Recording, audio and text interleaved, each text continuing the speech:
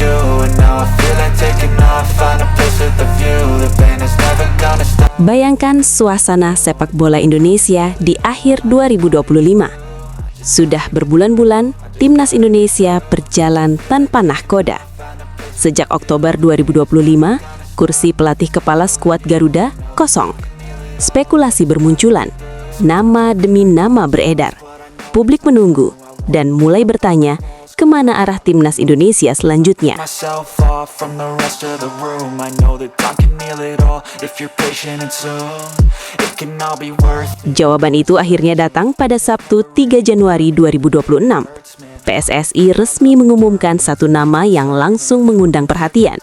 Seorang pelatih dengan pengalaman internasional.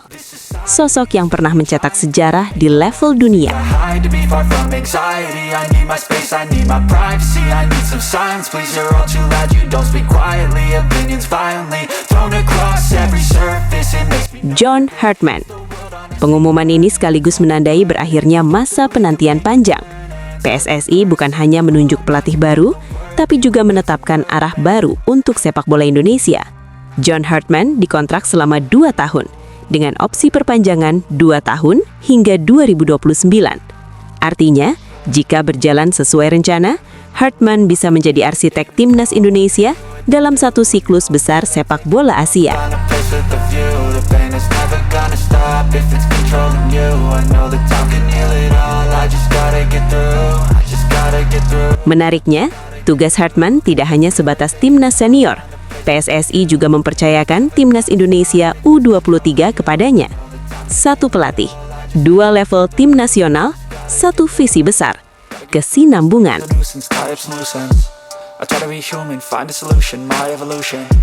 A place like this, it didn't exist, we made it like this. So you can go pick the bad or the good, got a glass half. Lalu, siapa sebenarnya John Hartman? Pelatih asal Inggris ini bukan nama asing di sepak bola internasional. Ia dikenal luas berkat pencapaiannya bersama timnas Kanada.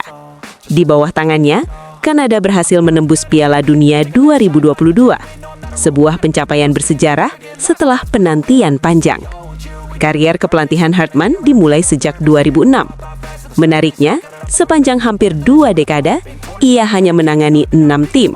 Bukan karena kurang diminati, melainkan karena ia dikenal sebagai pelatih yang membangun proyek jangka panjang. Tim itu, satu hal yang konsisten terlihat, fleksibilitas taktik. John Hartman bukan tipe pelatih yang kaku. Ia tidak terpaku pada satu formasi sepanjang pertandingan. Baginya, taktik adalah alat, bukan tujuan. Namun, ada satu skema yang sering menjadi titik awal, formasi 3-4-3. Formasi ini kerap ia gunakan sebagai susunan dasar di awal laga. 3 bek di belakang, 4 pemain di tengah, dan 3 penyerang di depan. Struktur yang seimbang antara menyerang dan bertahan. Tapi jangan bayangkan 3-4-3 ini statis. Dalam praktiknya, formasi tersebut bisa berubah kapan saja, tergantung situasi pertandingan, tergantung strategi lawan. Saat membutuhkan stabilitas di tengah, 3-4-3 bisa bertransformasi menjadi 4-4-2 atau 4-2-3-1. Perubahan ini memberi fleksibilitas jumlah pemain di lini tengah, entah untuk mengontrol tempo atau menutup ruang gerak lawan. Masuk ke pola permainan. Tim asuhan John Hartman dikenal menerapkan build-up dari lini belakang. Bola tidak langsung dibuang ke depan. Semua dimulai dari bawah. Bahkan penjaga gawang ikut terlibat aktif. Kiper bukan sekedar penjaga gawang, tapi bagian dari fase awal penguasaan bola. Distribusi bola mengalir lewat para bek, dari bek bola naik ke tengah. Para gelandang bergerak mencari ruang, membuka jalur dan melanjutkan serangan. Namun, kekuatan Hartman tidak hanya saat menguasai bola. Ciri khas lain dari timnya adalah pressing ketat. Para pemain diarahkan untuk menekan lawan sejak area pertahanan lawan, bukan menunggu di belakang, melainkan merebut bola secepat mungkin. Untuk mendukung itu, Hartman menerapkan garis pertahanan tinggi. Semua lini naik, semua lini terlibat, bahkan penyerang ikut aktif dalam fase bertahan. Ketika bola hilang, tim Hartman tidak mundur terlalu jauh.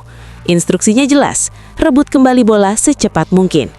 Transisi dari bertahan ke menyerang dilakukan dalam tempo singkat, cepat, langsung, efisien. Di momen inilah serangan balik menjadi senjata utama.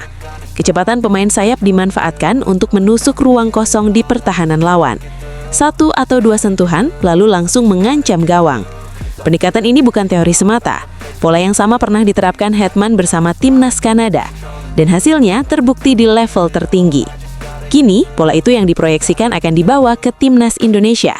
Dengan karakter pemain yang cepat, agresif, dan energik, gaya bermain Hetman dinilai selaras dengan potensi skuad Garuda. Pertanyaannya sekarang bukan lagi siapa pelatih timnas Indonesia, tapi sejauh mana John Herdman bisa membawa perubahan.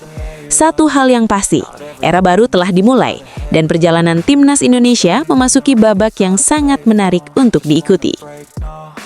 I'm not gonna give in, take a last shot, Michael J. Win, no I'm not a robot, I'm in my own skin.